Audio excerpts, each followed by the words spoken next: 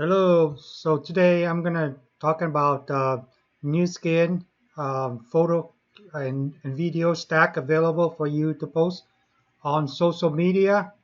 And so there's a website called Slugmug that that Nuskin posts some of the very professional um, photograph and video that you can download and use for your social post media. So instead of come up with on your own picture, you can just start out by clicking on the folder called social. In social, there's a called social, and basically it will take you into a lot of photograph available. So for example, you have a new product line called Neutrino.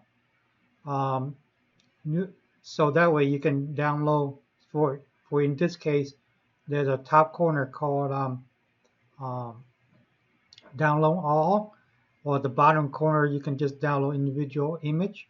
So in this case, I'm just going to go ahead and download the image, and then from there you can just save it to your um, machine or your phone. You can save it to your phone, and then you can repost it, and then make your post text description.